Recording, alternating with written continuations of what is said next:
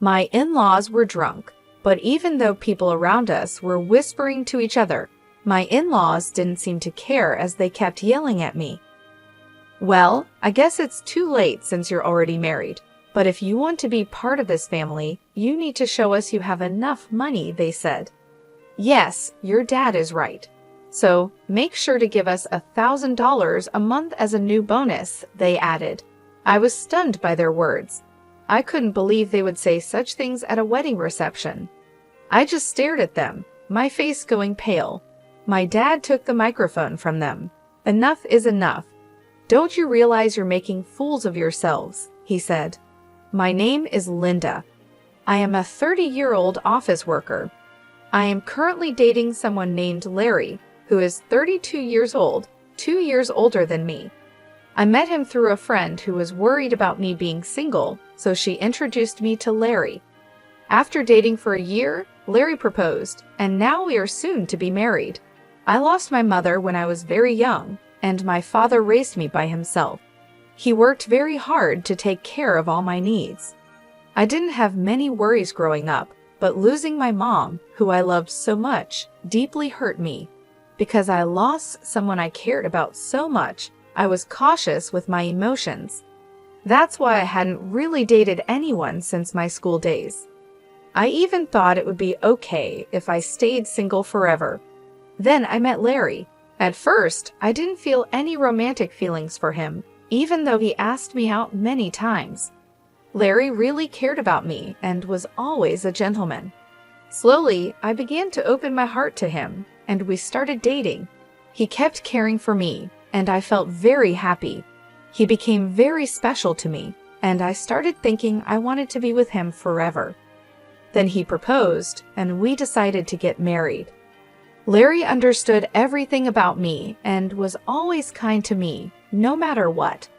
"Don't worry, if you're ever feeling unsure about something, I'll be here for you until you feel better. I love you, Linda. You can count on me," he would say. His words moved me. He promised to make me happy for the rest of my life. Just being with him warmed my heart. If he cared that much for me, I thought I should do the same for him. When I told my father that we decided to get married, he was so happy that he cried. "Wow, Linda, you're finally getting married. I'm so happy for you," he said. "Oh, Dad, you're being dramatic," I joked. "Wow, I hadn't heard anything like that from you until now. I was always worried that you might never get married," he replied. "Oh, really? I had no idea you were worried about that," I said. "Well, every father worries about his daughter, you know. Anyway, congratulations," he said. "Thanks, Dad," I replied. I was so happy to be congratulated by my dad, who had raised me by himself. I thought I would probably cry at the wedding, and my dad would probably cry even more since he was already crying now. With that, Larry and I started preparing for our wedding. We were both busy with our jobs, so our days were very hectic. We worked during the weekdays and made wedding preparations over the weekends. There was no time to rest. Our calendars were always full. On the rare day off, we were supposed to visit Larry's parents' house. I was going to meet Larry's parents for the first time. Larry had come over to meet my father right after he proposed to me. Originally, I had planned to visit Larry's parents right after that to introduce myself, but they were very busy and our schedules never matched. Finally, some time passed and we managed to arrange a visit. As we arrived at his parents' house, I suddenly felt nervous. "Don't worry, my parents are very kind," Larry reassured me. His words made me feel a bit better, and I rang the doorbell. It was his mother who opened the door. "Mom, I'm home," Larry said. "Welcome home, Larry. It's so good of you to come," his mother replied warmly as she talked with her son. I greeted her as politely as I could. "Nice to meet you. My name is Linda, and I'm Larry's fiancée." "I see, so you're Linda," she said. Her voice was much lower than when she spoke to Larry, and her smile vanished. She looked me up and down as if judging me. Then she led us to the living room, where her cold attitude didn't change. "Linda, I'm curious about what you bring to the table. Larry is our treasure and our only child. If you're going to marry him, you need to be a suitable wife. Are you worthy of him? She asked, more like an interrogation. I was taken aback by her question. I hadn't expected such a cold attitude from my future mother-in-law and was at a loss for words. You're going to join our family, you know. Are you ready for that? She continued. True, marrying Larry meant joining his family. But it's not like Larry's family were the Kennedys or some well-known high society family. It's not like I was marrying into a royal family. Why was I being asked to make such a commitment? Besides, I wasn't even going to live with them. I don't like being pressured with questions like these. As I was thinking about how to respond, his mother seemed impatient with my slow reply and scolded me harshly. When I ask you a question, answer me right away. You're so rude, she snapped. I'm asking if you're ready for this, she continued, raising her voice. Despite feeling overwhelmed, I managed to say, I hope that Larry and I will support each other in our marriage. When I said that, his mother was not convinced. What a naive thing to say. You aren't just going to support each other. You are supposed to support Larry. It's your job as a wife to support your husband. You don't even understand the basics, she criticized. Then, Larry's father, who was sitting next to her, intervened. Honey, calm down. Sorry about that, Linda. You must have been startled by my wife's words, he said, trying to ease the tension. It's all right, I replied, trying to remain calm. His mother is very protective of her only son. Maybe she was just nervous and spoke without thinking. Just then, Larry's brother walked in. He spoke in a quiet, calm, and gentle tone. He seemed like a kind man, which gave me a moment of relief. But that relief was short-lived. With a smile on his face, he said the most unexpected thing. What my wife says is actually justified. What concerns me the most is that you come from a single-parent family. What do you mean by that? I asked, confused. Well, being raised by just one parent doesn't have a good public image. We can't be too happy to have such a person become the wife of our only son, can we? He explained. Hold on a minute, I said, unable to let this comment slide. What is wrong with being raised by a single parent? My father worked very hard to raise me by himself. I am very thankful for my upbringing, and I am proud of my father. Being raised by a single parent doesn't make me any less valuable.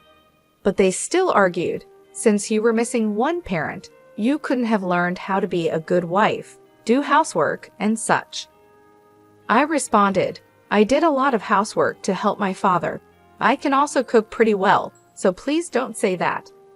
Despite my response, Larry's words ignored what I said, and he finally stated, I will allow you to marry Larry, but in exchange, you must promise to devote everything to us because we are Larry's parents.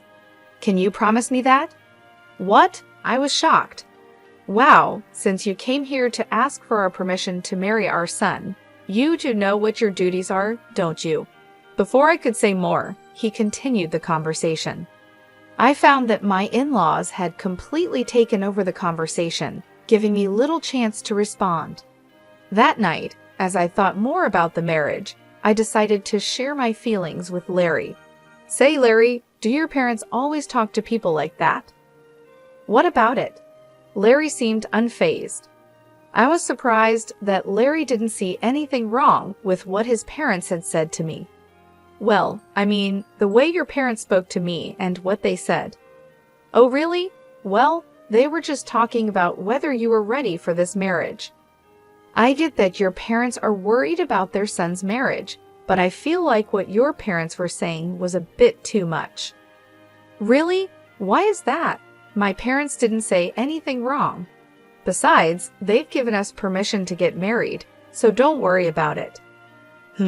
That's true, but I felt uneasy that Larry seemed to side with his parents more than with me, and that was very troubling. I guess he realized I was feeling unsure because he gave me a hug. Linda, you don't have to worry so much. My parents are just a bit upset because their only son is getting married, he said. He spoke as if he didn't fully support me. It's all going to be fine. Don't overthink it. I'm sure they just want what's best for us. They want us to be as good of a couple as they are, That's why they were a bit harsh. Oh, really? I replied. Like he said, maybe his parents have high expectations for us. But even if that's the case, I don't think it's right for them to belittle me because I was raised by my father. I don't think people who say such things make a good couple.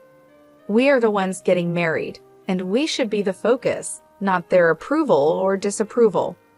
With that perspective, although I was still a bit upset, I decided not to dwell too much on his parents' opinions. Then, the day of the wedding arrived. We had many guests, including our relatives, friends, colleagues, and bosses. I walked down the aisle with my father, who had raised me all my life. Larry and I exchanged our vows and rings. We were met with applause, and for the first time, I truly realized that I was getting married to Larry. I felt a happiness I had never felt before as we walked into the reception hall. We made our way through the crowd, greeted by videos of us as part of the entertainment. It was a joyful time. I chatted with friends I hadn't seen in a while, and many people congratulated us. Despite my earlier worries about his parents, I was glad I had decided to marry Larry.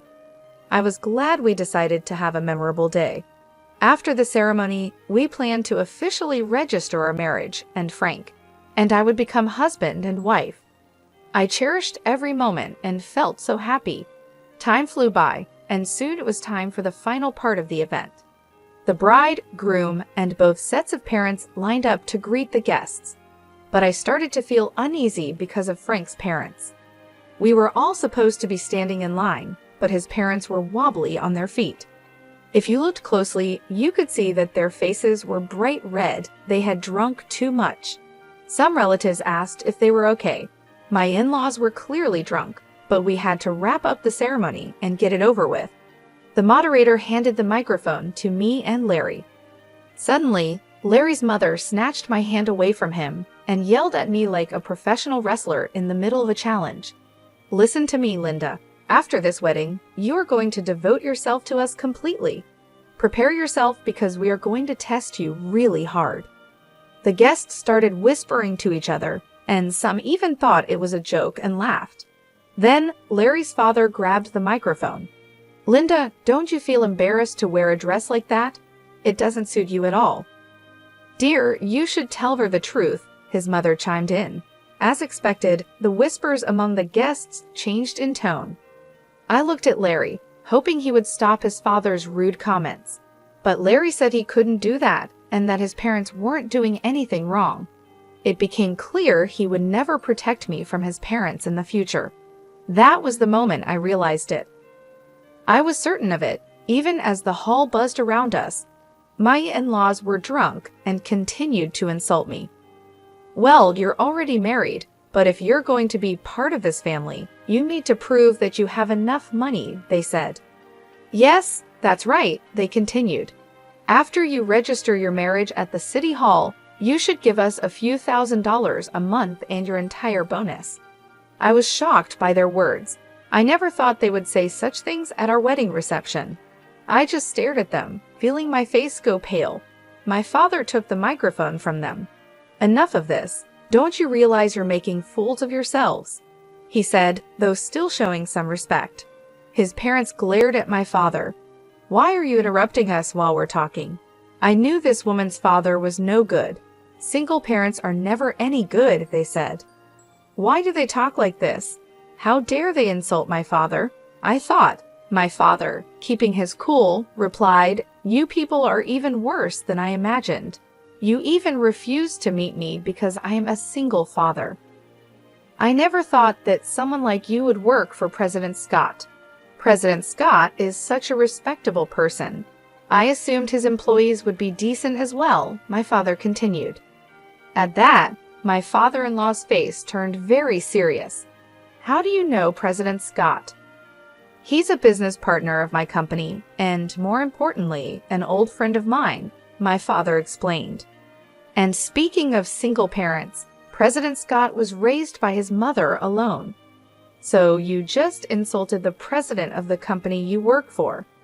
Seeing my in-laws' faces fall at my father's words, I realized they finally understood the mess they had gotten themselves into. "I apologize, sir. Please don't tell the president about this," my in-law pleaded, suddenly falling to his knees. Just moments before, he had acted like he was in charge, but now he looked defeated, and I could hear laughter from the guests. Some even pulled out their cell phones to record the scene. "No matter how much you apologize, you can't take back your words," my dad said. He walked over to me and asked if I wanted to go home with him. I said yes and took the microphone from Larry's hand. "Thank you for the great entertainment, but there will be no marriage," I announced to Larry and his parents. "And to everyone who attended, I will make sure to return the money you gave us for this occasion." Then I left the reception hall with my dad. I caught a glimpse of Larry and his parents looking dismayed, and soon after, his relatives rushed over with worried expressions on their faces. The place must have been in complete chaos. As I returned their money, I apologized to the guests. They all expressed sympathy for me and praised me and my dad for our actions, saying it was good that we weren't taken advantage of by such terrible people. Later, Larry's coworkers who had attended the reception must have spread the word about what happened at his company.